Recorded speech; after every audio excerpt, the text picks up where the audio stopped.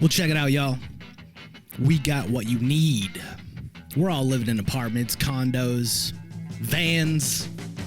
Well, dude, even you can have a studio in a box. Yes, we can help you with that right here at Blind Knowledge. We work on your budget and we figure out your measurements. We'll get you the best sound for the best price. Let me know, 877-237-1143 or at blindknowledge.com. Yep.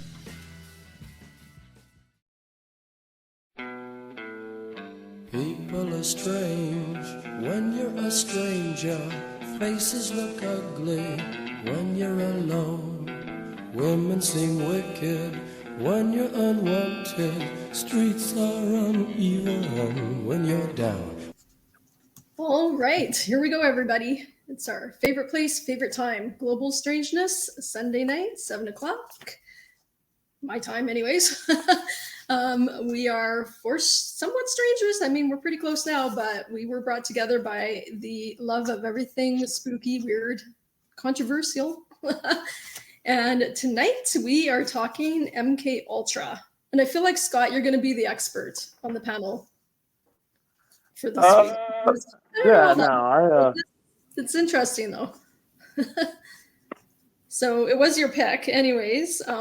And what's really kind of cool about it is all the big names that come up. Yeah. There's so many people, like poets, authors, people who knew what they were getting into and volunteering, and people who didn't.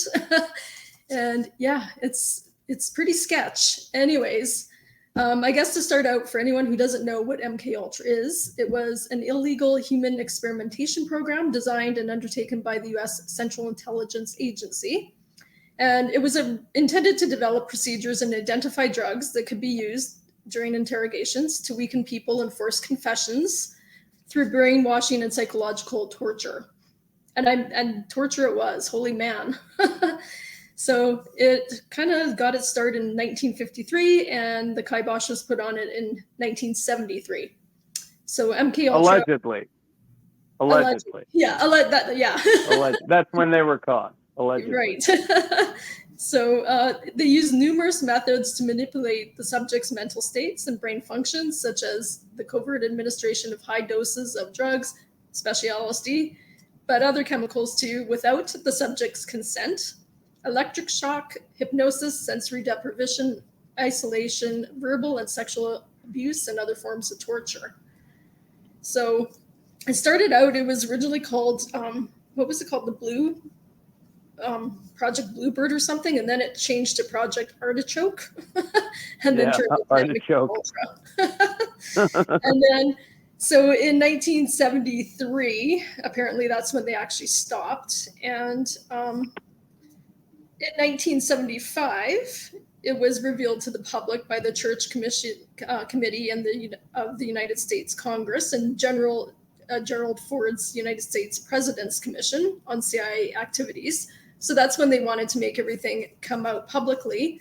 However, terrible coincidence, but Richard Helms' order that all the MK Ultra files to be destroyed happened in 1973. So 2 years ahead, all the files are gone. Dang it. So anyways, but they did get their hands on a cache of 20,000 documents related to it. And you can't be mad at them, though. Like, you can't be mad at them because, we did have all the stuff for the moon landing on that magnetic tape that they had to rewrite over because there was no more magnetic tape, right? You can't be mad at them. This shit happens. It happens, whatever. Everything goes missing conveniently. But there's a tons of people who give interviews. There's lots of evidence about it. I was thinking the whole time I was reading about this, though, because they were giving drugs to see if they could induce people into doing criminal activities and stuff. Like, it was wild what they were doing. So I was like, if I was a criminal and I was caught, I would have just said I was part of that as my, get out of jail, or my reason to try and get out of jail. Anyways, I don't know. What do you guys think? What did you guys think about it? I thought there was everybody from mobsters to poets, musicians, murderers. I mean, you name it. Tons of people involved. There was that what was that? What did they call it? Where they had a bunch of Johns. The hookers would give the Johns. They had the brothel in San Francisco Yeah, where but they they were called it. dosing the Johns. What did they call it though? It was like, it was some clever name, but yeah, it's wild what was going on. Terrible. So Well, yeah, no, I mean, like Ted Kaczynski, or maybe I'm saying that right this year or this time, but like even Jack Ruby, you know, he went mysteriously insane right afterwards.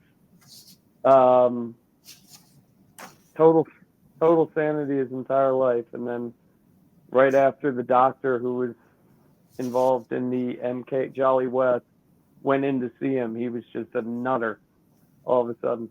yeah, well, that doctor, so Donald Ewan Cameron, he's a Scottish doctor, but he pretty much spent all his time flying between New York and Montreal, and he was running these experiments in Canada and the US, and he I mean, the list of stuff he was doing, people would go in there with anxiety or postpartum depression, like some pretty, mild things, and he would do electric convulsive therapy, so electric shock therapy, 30 to 40 times the normal power. Can you flip and imagine? I mean, he would give them paralytic drugs, so give them paralysis. He put people into comas on purpose. One person for 3 months. Can you imagine? You go in there with some mild anxiety and that happens to you? And this is without their consent. This is just, he was, kind of running rampant, doing whatever the hell he wanted. So this sounds like you don't trust our government, Deborah. I don't think I trust going to the doctor. You just put your full faith into that government, okay? Scott, you're saying our government. You're saying our government. She doesn't fucking even know our government. Her government does whatever our government does. Scott, I have a question for you. Do we know, obviously, well, at least the story is that this program was developed in response to programs that were being executed in the Soviet Union, China, North Korea. Do you know anything about those programs? Were they real? Yeah, they're declassified. Okay. I mean, a bunch of black marker across it, but you guys can all check it out, like on government. I actually did pull that up. Yeah, it is like it's all redacted or whatever, but yeah, you can. I mean, I wish I could have got. I wish I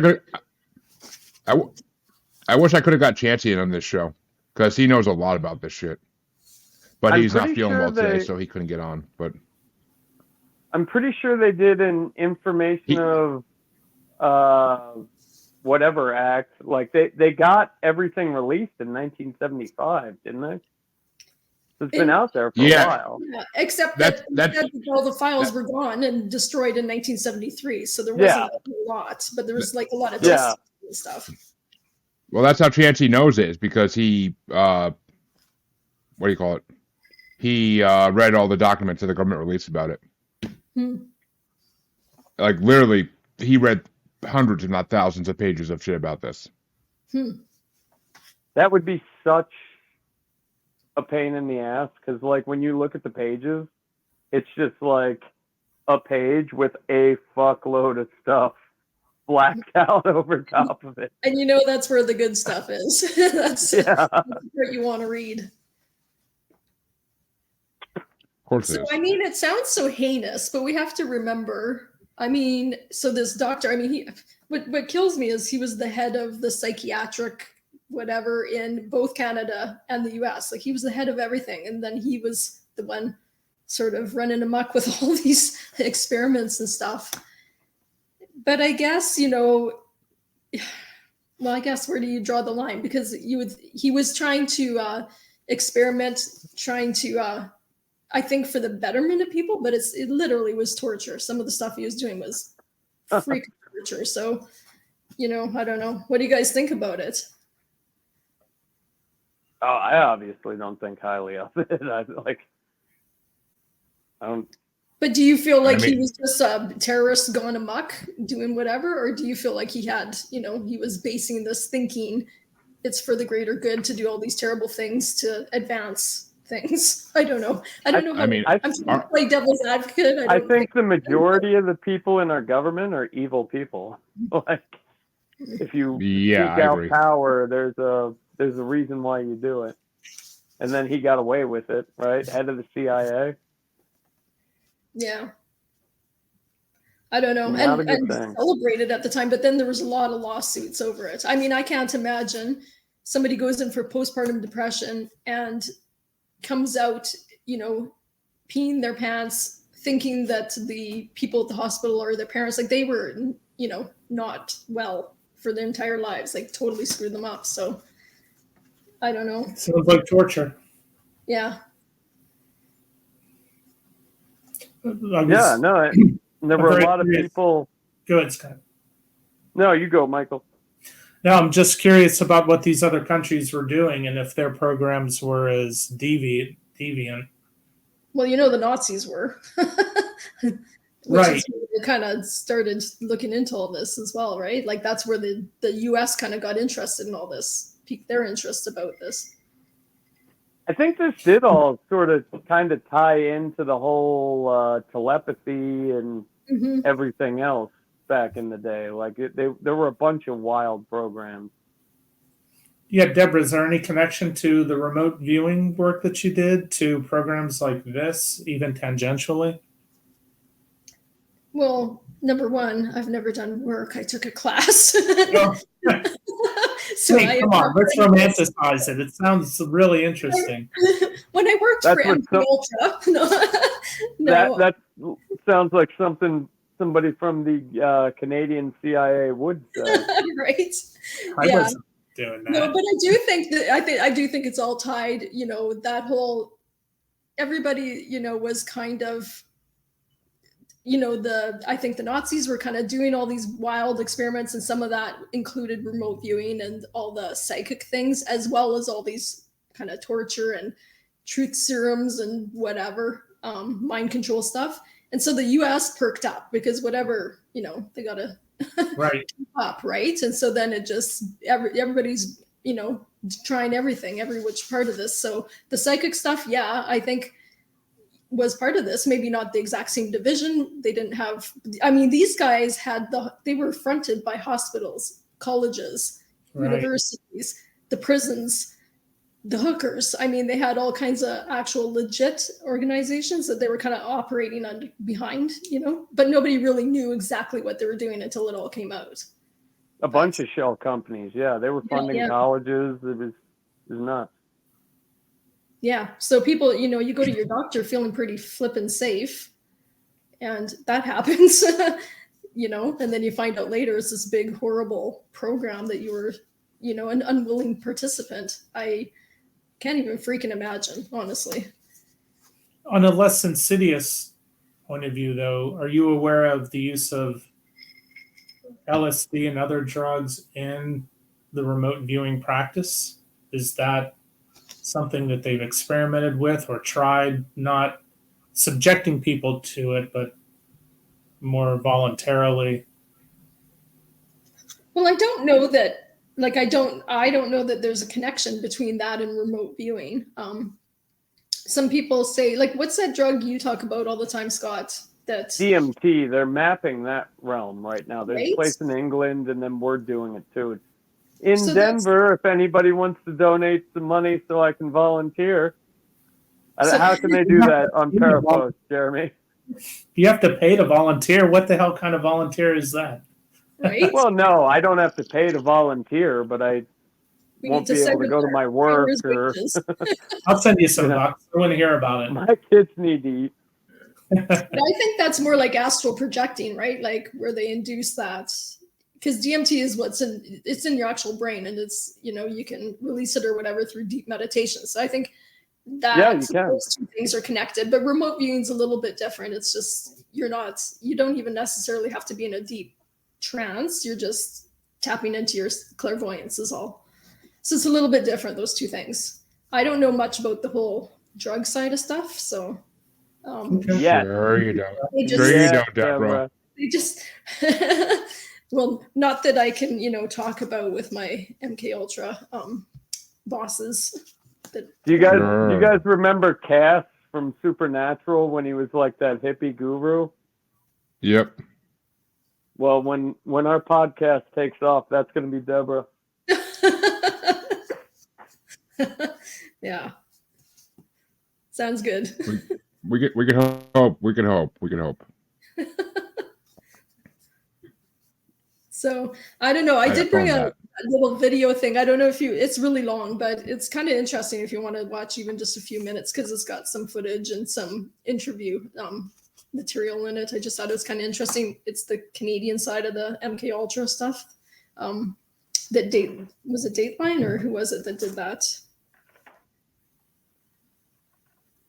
You have a video? Sorry. Yeah. I've been trying to get this I've been trying to stream on Instagram, but it's becoming a pain in the fucking ass. Can you stream on Instagram? Apparently you can now, but to get it to work, I don't fucking know. It's a whole thing. Like you have to go live on Instagram while you're live on StreamYard, and then like enter a key, but I can't get into fucking Instagram on my computer because it's hooked up to my deactivated Facebook account. So I can't get into it on my computer. So I don't fucking know. But I've tried, Jeremy. It's very strange, very difficult. I don't get it. I don't get it either. I wish they'd just make it easy. Like everything else, where you just fucking click a button and you're automatically connected once you connect once. But Deborah, there it is. Okay, yeah, I got it. Yeah. I haven't even been able to post long form content on Instagram. I post. Do that? I post like clips in there that are reels on there that are like a minute. But yeah, like reels. Nothing. I post my reels, but. All right. Share screen. This is the Fifth Estate, which is like a news broadcasting program or whatever in Canada that covered this. Oh, it's Canada? Oh, fuck Canada. You're not in a real country anyway.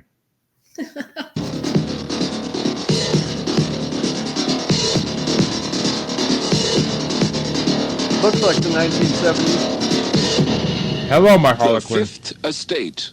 I'm Adrienne Clarkson. Tonight we report on a secret CIA research project carried out in Montreal in which mental patients felt they were used as the CIA's guinea pigs. They kept you asleep for 23 days. And while I was asleep, they were shocking the heck out of me with electric shocks. The CIA was interested in Dr. Cameron's work on psychic driving because it could give them an idea of where the personality could break or be stressed. Those of us who were involved with trying to find out something about brainwashing, yes, this is the reason that we were interested in Dr. Cameron's work.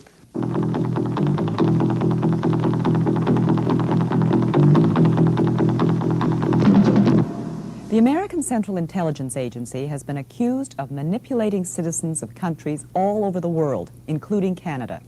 At the moment, a number of Canadians are considering suing the CIA. They believe they are victims of covered CIA experiments. Yeah, Tonight, go ahead and two try. Canadians who feel the past 20 years of their lives were damaged by the CIA tell Goddamn their stories money hungry publicly Canadians. for the first time. They believe they were part of a CIA project called MK Ultra, a research project so secret that even the Canadian government was not informed that the agency was funding activities in this country. The We don't tell you CIA guys was seeking anything. a new weapon aimed not at the body, but at the mind. Americans became obsessed with brainwashing during the Korean War. Prisoners of war returned home denouncing the American way of life. Hearing them parroting propaganda, the CIA became convinced the communists had found the key to brainwashing. Now the Americans had to unlock the mystery of mind control.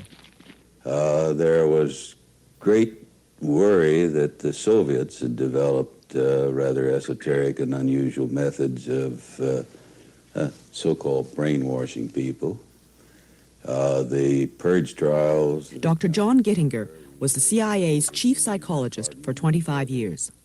There was continued pressure put upon anybody within the agency in connection with trying to explain or understand brainwashing. So we were charged with rather an elaborate attempt to try to find out chemical, psychological, any kind of means that people could use to influence the behavior of the people. Nothing seemed too bizarre. To find out if sex could be used in spying, love the the agency 80s. studied San Francisco prostitutes and their clients. Using unwitting human beings as their guinea pigs, the agency tried everything: drugs, hypnosis, electroshock. Under code names like MK Ultra, the CIA spent 25 years and $25 million on secret mind control research. Brainwashing could be a powerful ideological We don't have weapon, to watch and the the whole U.S. thing. had to have it. And when the agency didn't undertake its own studies, it funded someone else's. Thus, the search for mind control brought MK Ultra to Canada, to Montreal. Even in the Cold War years of the late 50s and early 60s, most doctors and academics would have been embarrassed to have found that an organization of spies was openly paying for their research. So the CIA set up a number of fronts, respectable foundations like the Human Ecology Fund. Sounds innocent enough, Hey, I'm gonna but it was talk run about by the them. CIA's brainwashing experts. Here at McGill University in Montreal, the fund found 3 projects worth financing. They supported an extensive study of witch doctors in Nigeria. How, investigators wondered, did native healers cure mental illness? What mysterious drugs and potions did they use? Device used to bind up excited patients. A sleeping potion is then administered. 20 years ago, the Human Ecology Fund paid for this movie. This soothes the patient's head. But it was only recently that the man who made the film found out that he had been working with the CIA's money. The author of the Nigerian study is still at McGill University. News of his connection to the CIA came as quite a surprise to Dr. Raymond Prince. I couldn't imagine why the CIA would be interested in my work in looking at indigenous healers in West Africa. That seemed really strange. That was my first reaction, you know. I couldn't believe that, I couldn't understand how the CIA would be interested in that. Because there were all kinds of beliefs that African witch doctors could put the hex on people. But anybody who makes a systematic study of what are the psychological factors that can produce anything from having a person run amok in Indonesia or die of the sickness from a witch doctor in Africa would certainly add to all of the knowledge technique. The Human Ecology Fund also helped set up the Transcultural Psychiatric Research Review. Edited at McGill, the journal continues to publish without CIA support. The largest MK Ultra research project, this one directly related to brainwashing, was carried out at the university's psychiatric hospital, the Allen Memorial Institute. Located atop Mount Royal in a mansion with the eerie name of Ravenscrag, the Allen Memorial was once the most prestigious mental hospital in Canada. The unorthodox treatments of its director caught the attention of the CIA in the mid-50s. Dr. Ewan Cameron, the first director of the Allen Memorial, ran the institute with an iron hand for 20 years. But Dr. Cameron remained an American citizen and left the Allen abruptly in 1964. He returned to the United States, where he died in 1967. An energetic, enigmatic man, Cameron was an internationally honored and respected psychiatrist, but he was not universally liked. Former colleague, Dr. Elliot Emanuel. He was an authority.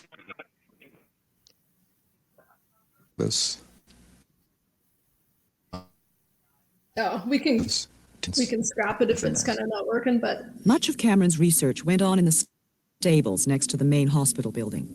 Here he had his subjects photographed before and after treatment. Dr. Cameron may not have known that the $60,000 research grant he received from the Human Ecology Fund really came from the CIA. Rudolf Hess. Nonetheless, it now seems ironic to some that Cameron was called to the Nuremberg trials to examine Rudolf Hess.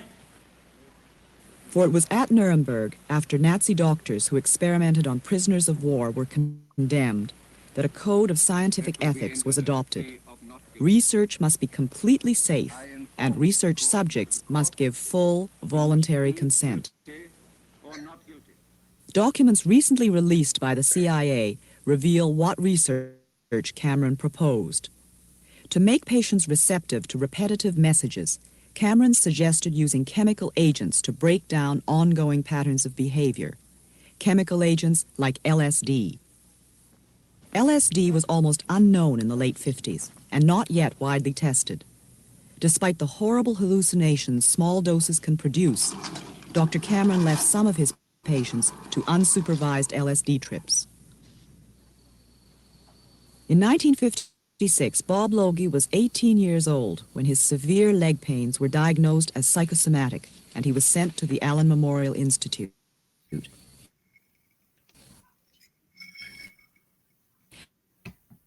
When Bob heard the news reports of CIA-funded research at the Allen, he said,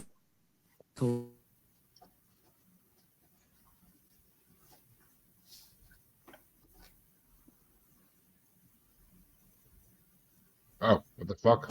That's it. I think she's Stupid. Today, Bob Logie lives and works in Vancouver, but he's still angry. I feel like I've been completely used. I feel like my mind has been completely invaded. Welcome to being married. I suppose if guinea pigs had feelings, they'd feel like I do.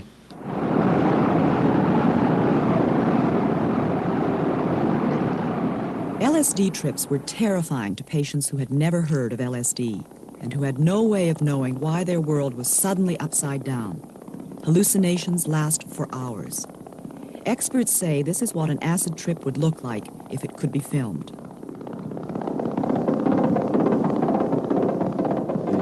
The LSD was really horrifying, very horrifying, and they gave it to me for about 12 or 15 times. One minute I would see the doctor there, the next minute I wouldn't see him there, and they were asking me all kinds of questions, and I remember them telling me that I was getting smaller and smaller, and I really felt myself getting smaller. And they were bringing me back in time, way back, you know. At one point, I almost felt like I was just about to be born, really, that far back in memory. And they were really, really probing, asking all kinds of questions, and I felt I didn't have any control. I had to answer. I didn't feel I had any control. I was completely, like they had complete control over me.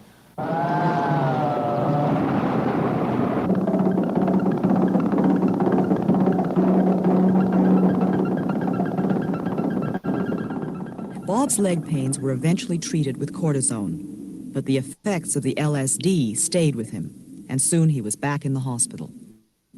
I just felt I couldn't cope. I couldn't adjust after the LSD, and I was having a hard time. I couldn't hold down a job for very long. I was going from one place to another, and the anxiety really built up. I just couldn't cope, and I went back. The interest in this sort of chemical, this kind of magic, this shortcut weapon, prompted the CIA's interest in hallucinogens, particularly LSD? Very definitely, because the first pressure was being placed on the idea that there was some kind of truth serum or truth drug or something on that. So the people who knew that end of the business, they were definitely beginning to look in terms of chemotherapy. And of course, to people in this day and age, it's very hard to believe that the period before 1960 was a period which was certainly not a chemical culture in this country and not a drug culture in any sense of the word. With some patients, Dr. Cameron tried a drastic treatment called depatterning. Massive doses of electroshock, 20 times more intense than the standard shock treatments used today, were administered to patients who were kept sleeping for days. Dr. Cameron thought he could wipe out patients' sick behavior and leave the healthy personality intact. But first patients were to be so depatterned that some even forgot their toilet training. Not all the patients ever completely regained their memories. Dr. Peter Roper was a close colleague of Dr. Cameron's at the Allen. Many people, but some would reach what Cameron would call the third stage of depatony. With that method, others would need 2 treatments a day, maybe for a week or longer, before they got to the third What would stage. characterize the third stage of depatterning? Well, the third stage, as defined by Cameron, was a loss of ability to orientate themselves. They knew who they were, but they didn't know where they were, and they didn't know what age they were. As you probably know, electroshock treatment has been given for depression for something like 40 years now. It's a very successful and useful treatment for severe depression that doesn't respond to other things. But depatterning is a use of electroshock treatment in a totally different way, in which instead of giving the shocks, say, 2 or 3 times a week, they're given 2 or 3 times a day for 3 or 4 weeks, reducing the patient to a sort of animal, vegetable state, from which it's hoped that they would recover in a more healthy state of mind. It didn't work. To put patients to sleep for up to a month at a time, Dr. Cameron used a combination of depatterning and large doses of drugs. Individual taped messages were repeated to sleeping patients 15 hours a day in an effort to brainwash them back to health. Now, Cameron reasoned, with their negative memories obliterated, positive suggestions could be implanted. Suggestions like, begin to assert yourself, express your anger. Dr. Cameron called his technique psychic driving. Bob Logie had driving therapy when he returned to the Allen in 1959. I was there for a while, and I thought, I don't want to stay here, and I started to run away from the hospital, and they grabbed me, and then they put me on sleep treatment. And now they kept you asleep for 23 days. And while I was asleep, they were shocking the heck out of me with electric shocks and playing tapes just over and over. I don't know what was on the tapes yet, but we're going to find out what was on the tapes through hypnosis. Mariah Carey, The Christmas CIA song. was interested in Dr. Cameron's work on psychic driving because it could give them an idea of where the personality could break or be stressed.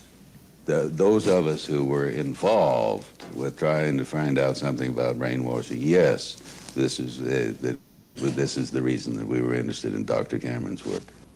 Patients came to the Allen Memorial Institute from all across Canada. Dr. Ewan Cameron, it was said, would give them the best psychiatric care money could buy. But some of the patients had no... What'd you say, Deborah? I said, you can go ahead and cut this. Like, I know it's really long. I just thought it was kind of interesting, some of it. That was okay, amazing. Well, Deborah, 1, there's nothing wrong with being really long. Thank you. But 2, that was a very good video. Thank you. Yeah, it's interesting. Like, he sounded a bit of a monster even amongst his colleagues. But one thing I noticed, you guys, so the one thing they don't talk about that was being done, and I don't know if this was part of MK Ultra at all, but what about lobotomies? Because that was also done to try and alter people's,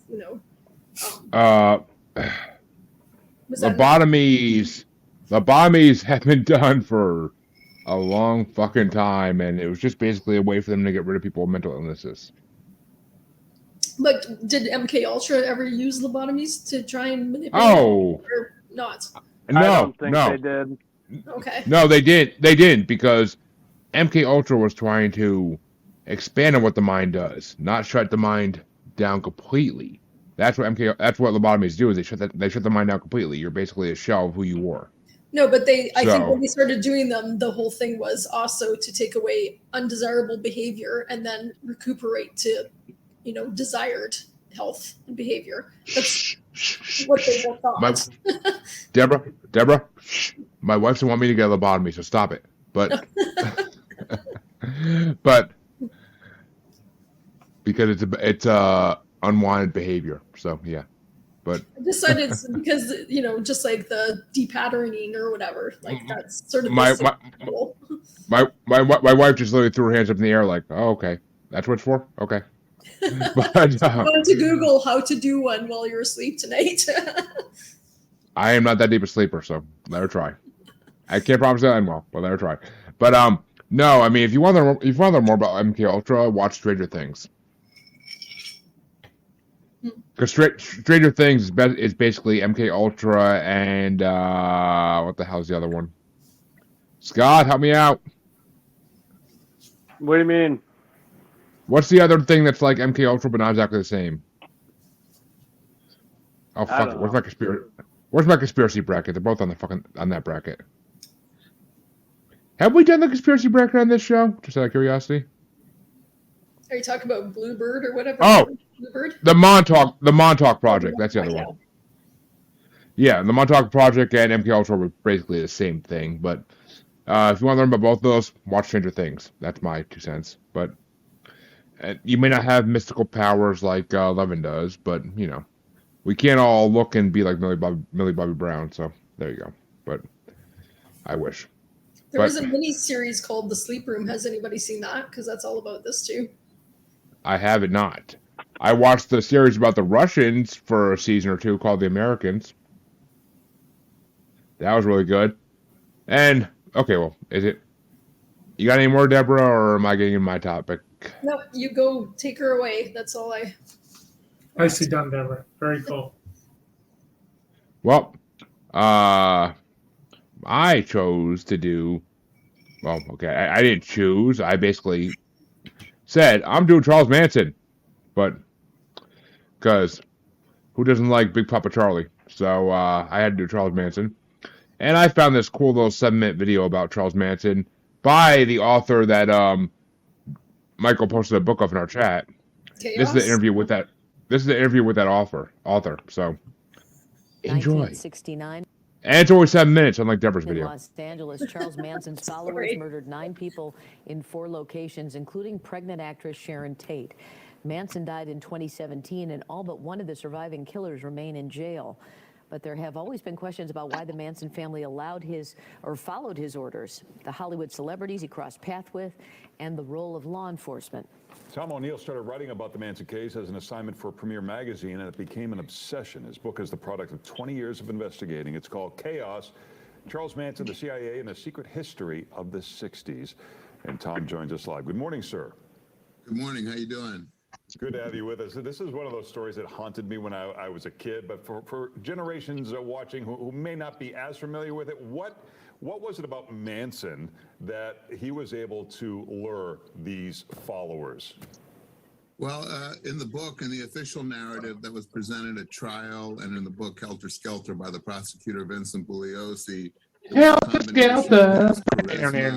And his coercive methods of basically isolating and controlling his followers, usually vulnerable, mostly young kids who were traveling and not really rooted. So he got them, isolated them, gave them drugs, and within the course of about a year had them willing to do anything he told them, including kill people. What is it about the strangers? What is it about the narrative that was presented by the prosecutor and ultimately in Helter Skelter that you have found might be not true? Well, I found a lot of documentary evidence in files that had never been shared with anyone before that showed that he had really manipulated a lot of evidence and withheld evidence, and also changed the narrative by getting witnesses to lie on the stand, to perjure themselves. And he was protecting people who were actually peripheral to the crime, who had influenced Manson and kind of pushed him in a direction to do what he did. That's kind of the shocking findings of the book, and it's why it took 20 years, because it took a long time to access this stuff and then figure it out what it all meant. So the people in his periphery who are, in your words, being protected, are those celebrities? And is that because of drugs? What would the motivation be behind all this? Well, it was a combination. The people who actually lied for him were the celebrities who were compromised by their relationship with him, who had a lot to lose, meaning some members of the Beach Boys and a fellow named Terry Melcher, who was Doris Day's son, who were protected by the prosecutor in exchange for lying about what they knew about Manson and what he was doing. but there were actually government officials who were involved with Manson. He was on federal parole, and from the time he was released from prison in 1967 until the murders happened in 1969, he had gotten leniency and was kind of allowed to do what he did. I don't think the government ever wanted it to end in murder, but it was all part of a, sounds crazy, but an actual operation called COINTELPRO that the FBI had, and wasn't exposed until the 1970s. And the focus of that was to try to disrupt, infiltrate the movement, the left-wing movement, which was a threat to national security at the time. So this official narrative that Manson hated black people and wanted to start a race war or instigate this race war, is that narrative completely untrue? There's elements of truth in just about everything of the official narrative, but then it was exploited by the prosecutor and blown out of proportion. COINTELPRO was actually trying to, ironically, instigate a race war, which was what Manson was supposedly doing, as a way to allow them to suppress what was becoming a very threatening movement, the Black Panther movement. So they were trying to make it look like the Black Panthers had committed these horrific murders in Hollywood of Sharon Tate and her friends. And everything kind of blended together and then exploded, in the week of August 1969 and these murders. So is this why he and some of his followers got free passes in the beginning of all of this?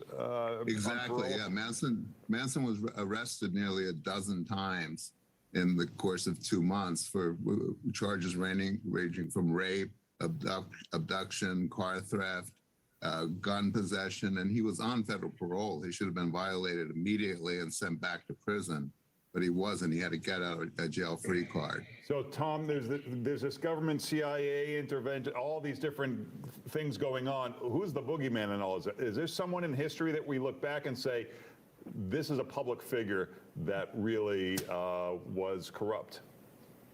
You mean who was pulling all the strings? Yeah. It was kind of more of a committee of people, and it was all compartmentalized. But the main person involved in this was Manson's parole officer in the very beginning, who kept allowing him free reign. When he left San Francisco at the end of 67 and got down to LA in 68 and 69.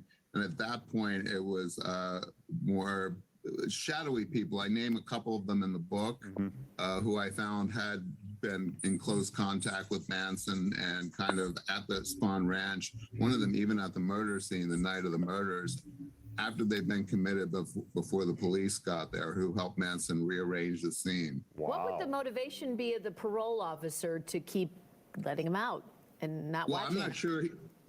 I'm not sure he knew exactly what was going to happen or what he was doing. All I could prove, and I got to be very careful not to say anything more than I've been able to prove, was that he knew what Manson was doing, yet he didn't do his job. And it wasn't incompetence. You'll see in the book, I make a pretty strong case. I talked to other parole officials who worked in that period, and they all said, this is not incompetence. This is a deliberate effort to keep this man out of jail. One retired judge looked at the files I had, and he had even seen Manson in front of the bench in 1968 in Van Nuys.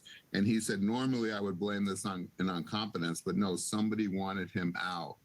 He was more valuable outside of prison than inside of prison. Wow. Well, the book is Chaos, Charles Manson, the CIA, and the Secret History of the 60s. You can check out Tom's website. There's the information on your screen. Thanks for being with us. Thanks for having me. Thanks, Tom. That was amazing. Go, folks. So interesting. It is, and got one more video. It's really short, but for anybody who wants to learn more about what Manson did and what the police were actually trying to do to stop him, I recommend this. It was a great show in the late 2010s. You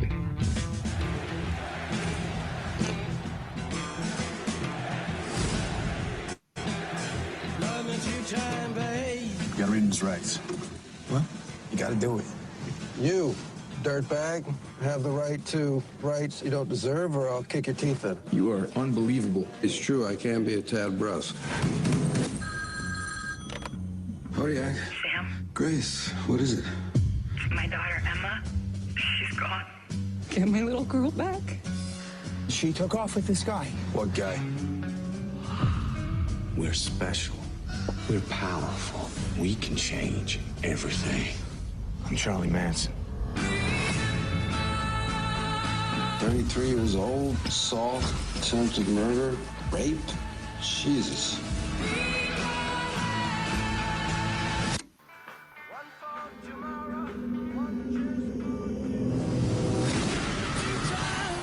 I'm not giving up. You never do.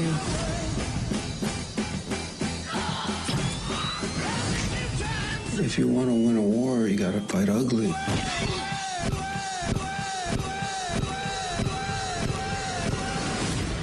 Wow, the love generation plays rough. Oh, they even do the fucking scene at the end where there's an amazing scene in that show where it's the guy playing Charles Manson looks into the camera and he's just like, it's gonna be helter skelter. Like, I love that deal. I highly recommend watching that. It's an amazing show. I'm sad it only lasted 2 seasons, but I don't know how long they could have dragged that out. But it's an amazing show. It's the great David Duchovny, a Canadian treasure, I believe. So, is he? I didn't even know I that. think I'll claim it. I think I'm pretty sure David Duchovny's from Canada, if I'm not mistaken. Fucking Christ, Google, work with me.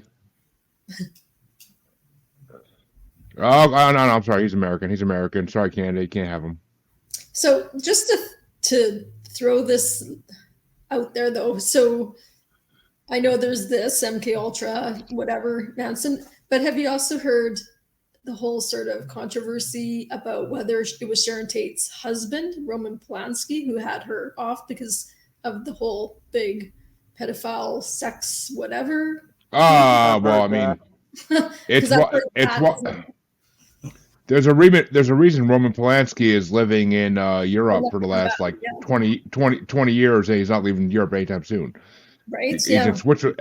I believe he's in Switzerland because he can't be extradited from there. So. Because I've heard that whole controversy too, that that's who got Manson to do what he did, or have his followers. I mean, I don't know. I don't know if I could believe that though, because Roman Polanski wasn't that big at that time yet. He got bigger he got huge in the 80s and 90s. He wasn't big in the 60s. No, he had already big enough to own a fucking mansion. Yeah, he was already really famous, well known. And I mean, wouldn't Polanski have just took Sharon Tate with him? Why would he have had her killed? Because he was part of the whole pedophile thing. That's all that whole Hollywood thing.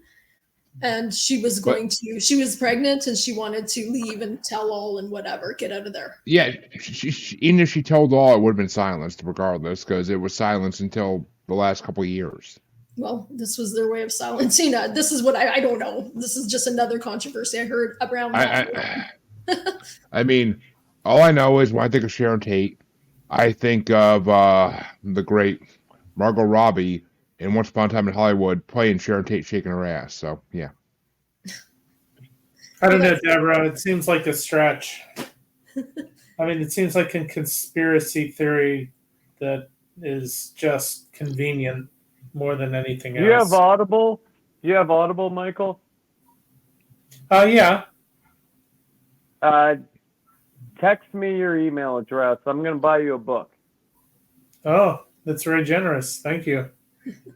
Yeah, it won't be generous. Just like Chaos, this is a 12-hour book that's going to have a lot of information, and it's not very interesting. But you can back proof all of the information. So, okay, I'll do that. Scott, I feel like you and Chancey should have a podcast, and you should just go back and forth on conspiracy theories.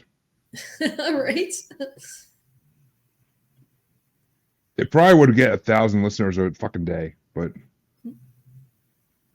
Chancey brings the audience, I'm telling you. But there's a reason he's my co-host. But I don't know. Charles Manson has always fascinated me because, well, one, that's where Marilyn Manson took half his name from. So that was one of the main reasons I got into Charles Manson.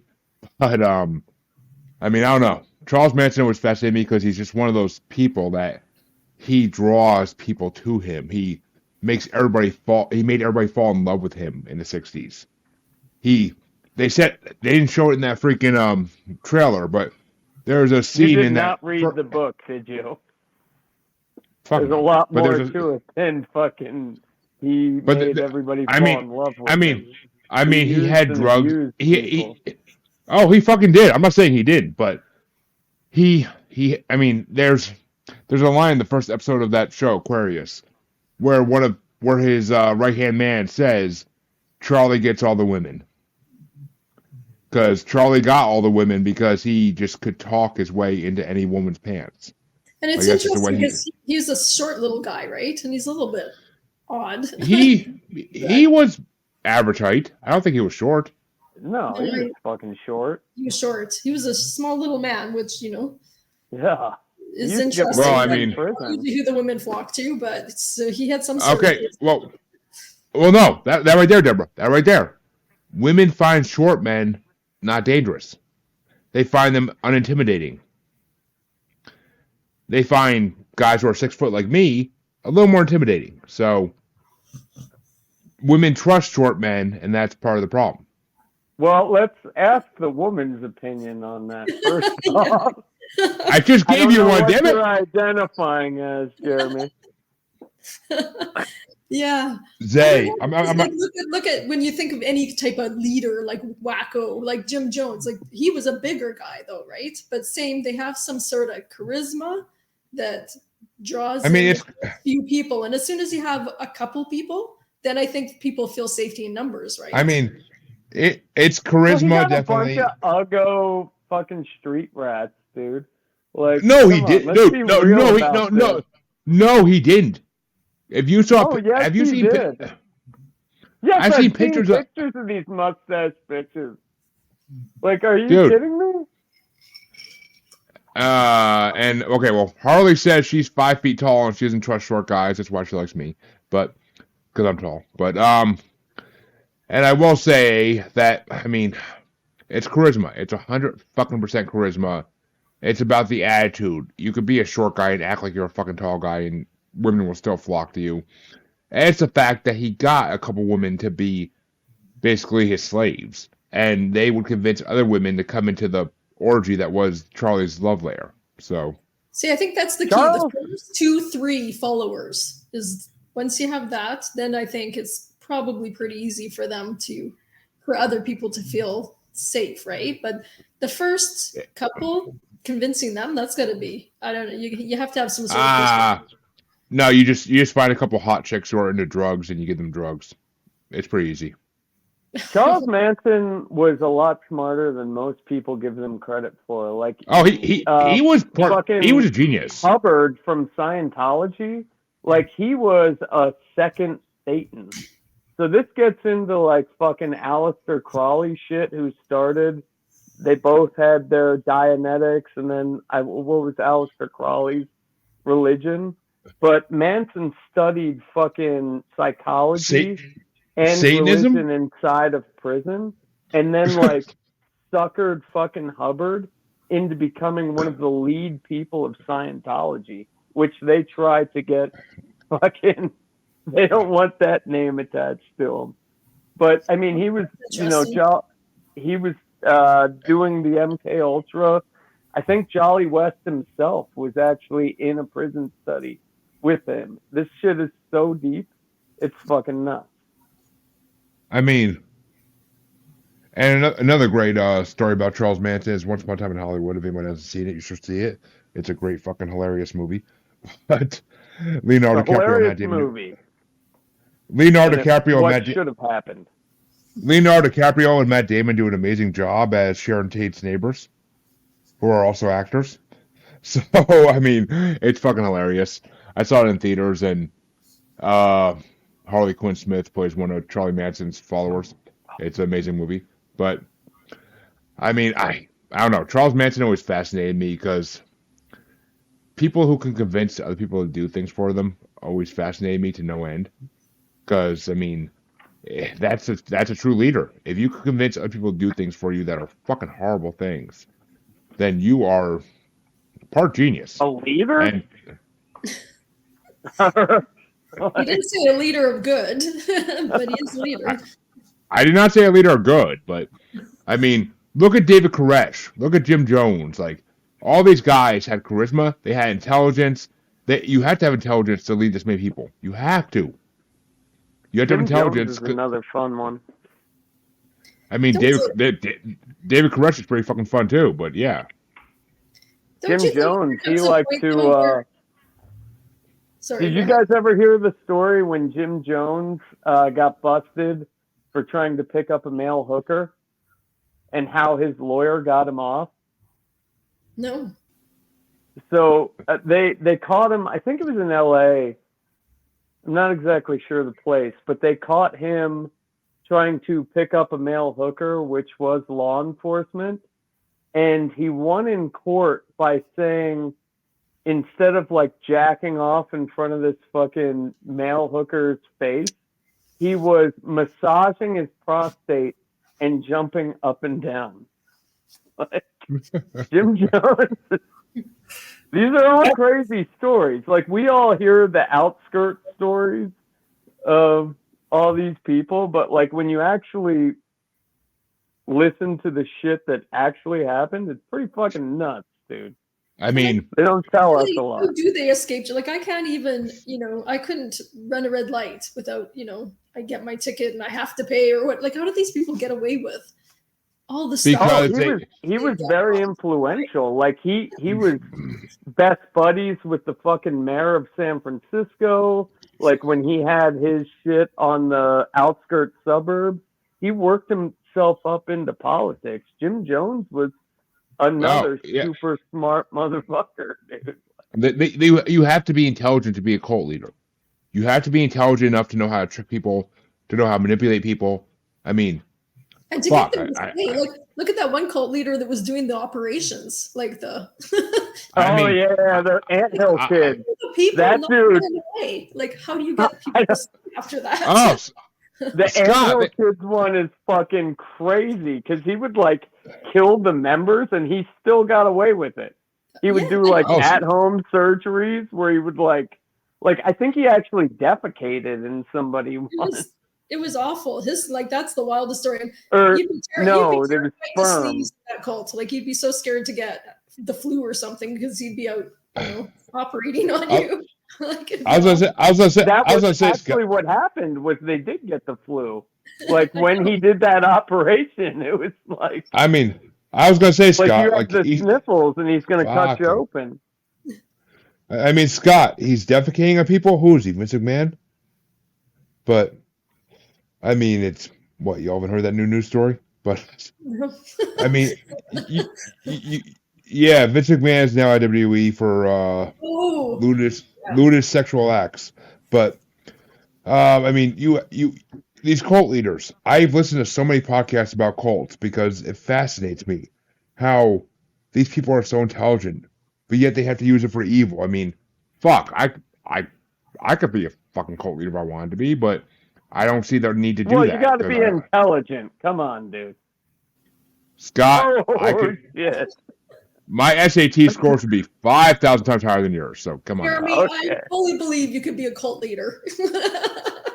I mean, as a podcaster, I kind of am in a way, but in like a healthy way, not like in a. 30 people brand themselves.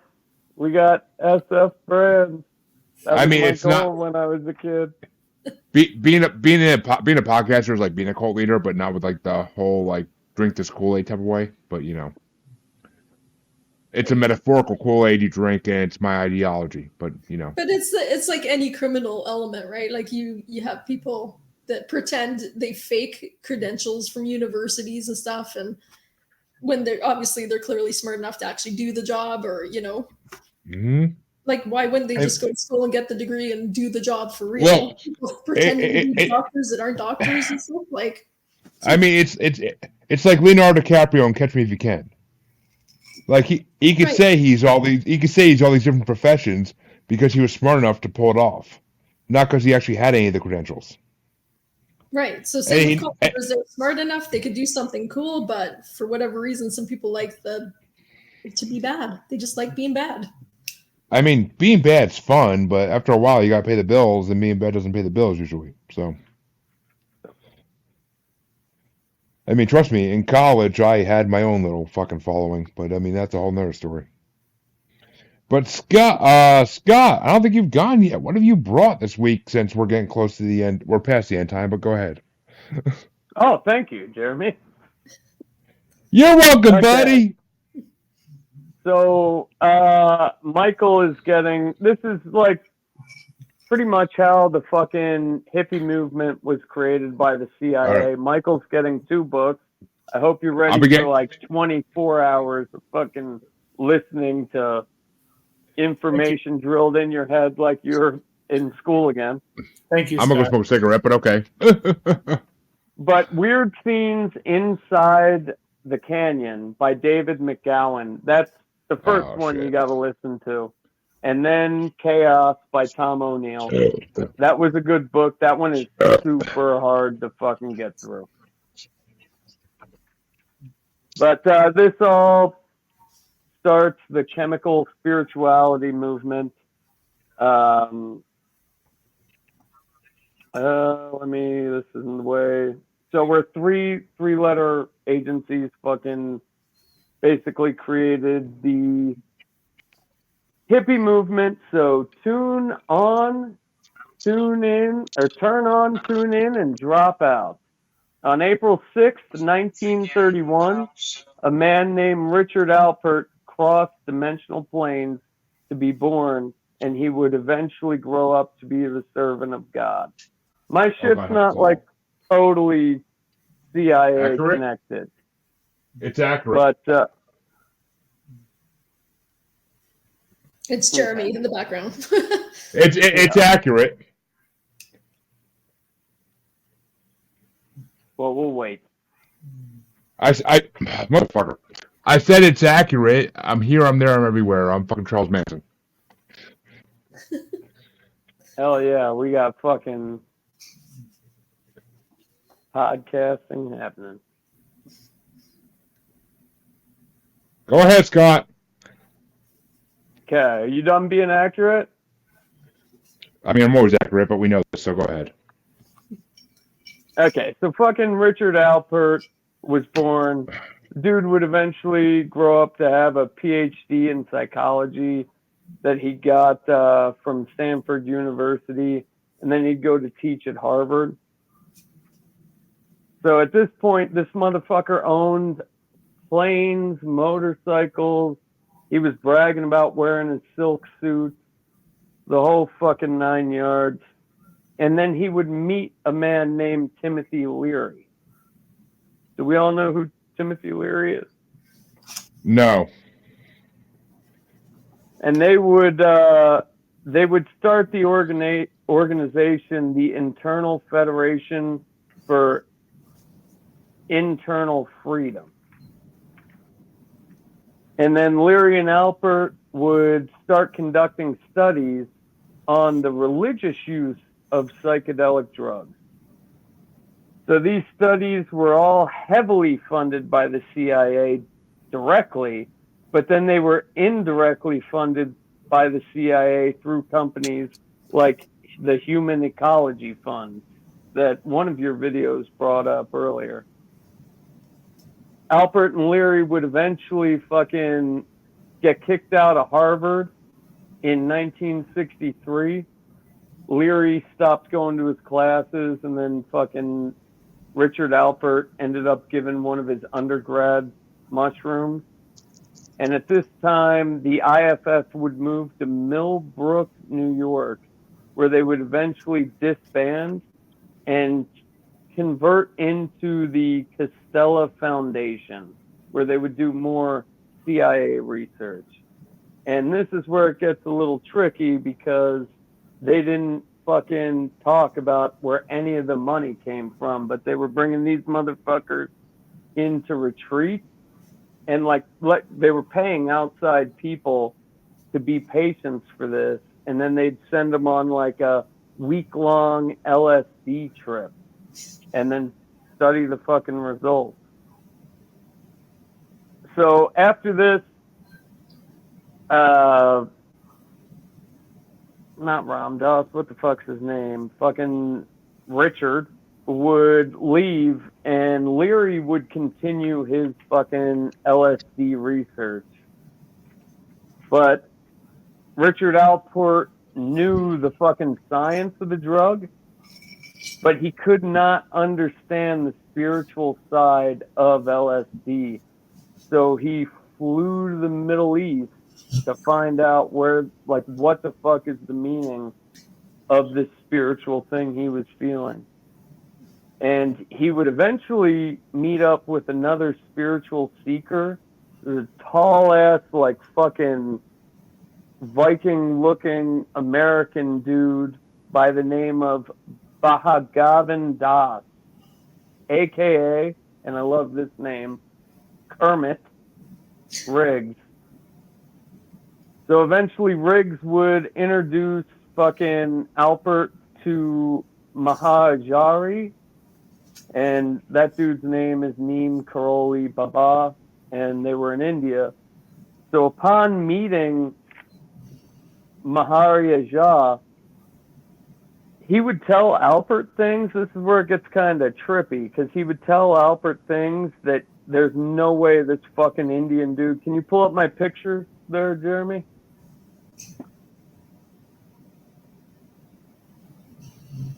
We'll probably blast through one. One's just fucking Leary and Alpert.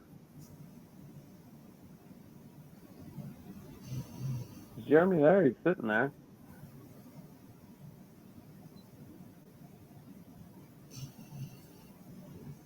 I think his webcam is frozen.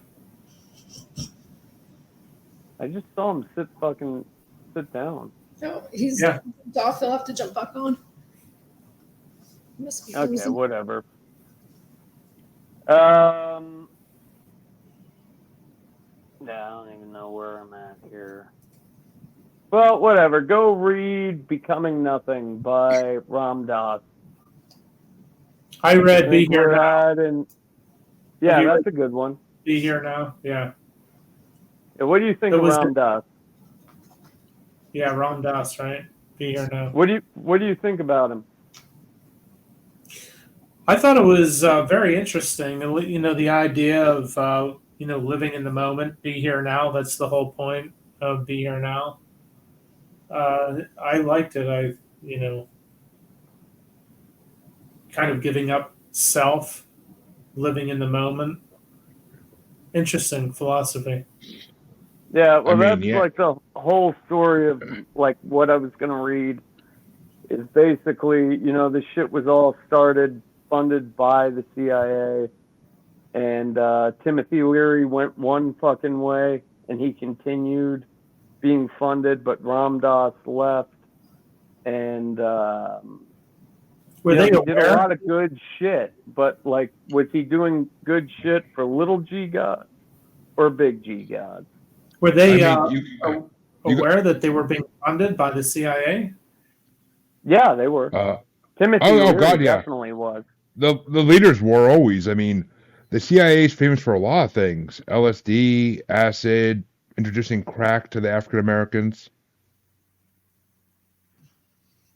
Yeah, I don't know. I mean, that was the basic rundown of it, right? Is like, I mean, was the Mahajari like a little G god, like a pagan god that's trying to push us off course, or he was everybody shut up, motherfucker, or is everybody fucking like supposed to follow big G god?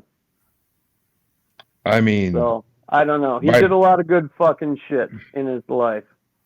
I mean, if you mean big G god by the alien in the sky, then yes, but as far he was more of a Jesus figure than a little G God figure.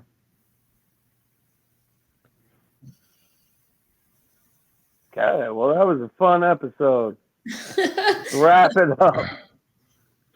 Well, I'm just wrapping my head around that, because that's going off on a spiritual kind of. Yeah, well, I had a fucking sick Well- page shit wrote So we're for going it. from But like torture and mind control and all this to like freeing yourself from everything. Like that's I mean, Deborah, if you listen to a lot of my recent episodes, I talk to a lot of holistic medicine people who use ayahuasca, Mhm. and they will tell you that ayahuasca is completely spiritual, same as peyote and all those other similar trippy medicines, and it's a way to get and connect with your spiritual side.